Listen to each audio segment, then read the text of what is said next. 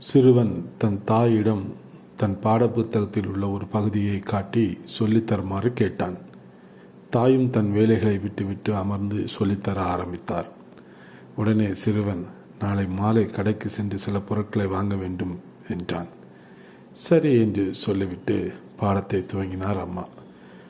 சில வினாடிகள் தான் இருக்கும். சிறுவன் மறுபடியும், அம்மா, அப்பா எனக்கு புது பேனா வாங்கி தருகிறேன் என்றார். ஏன் இன்னும் வரவில்லை என்று கேட்டான். அப்பா வருவார், சரி பாடத்தை கவனி என்றார் அம்மா. சிறுவன், அம்மா, நாம் குடும்பமாக ஊருக்கு செல்ல வேண்டும் என்று கூறினீர்களே, எந்த ஊருக்கு என்று கேட்டான். அம்மா, தம்பி, நீயே படித்து கொண்டிரு, நான் என் வேலைகளை முடித்துவிட்டு பிறகு வருகிறேன் என்று எழுந்து சென்று விட்டார். இந்த அம்மா எப்போதும் எனக்கு பாடம் சொல்லித் தருவதே இல்லை என்று புத்தகத்தை மூடிவிட்டு எழுந்து சென்றான் சிறுவன்.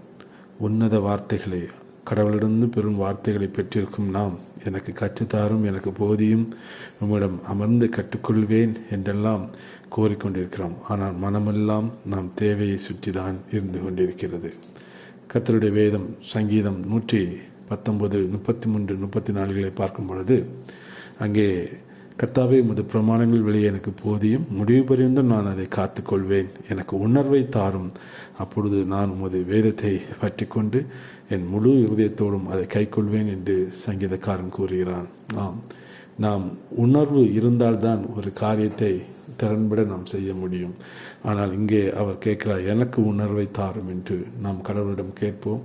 அவருடைய வார்த்தைகளை நாம் முழுமையாக முழுமனதோடு பெற்றுக்கொள்வதற்கு உணர்வை தாருங்க கடவுளே என்று நாம் கேட்கிற பொழுது அந்த வார்த்தைகள் நம் வாழ்க்கையிலே பெரிய காரியங்களை செய்யும்.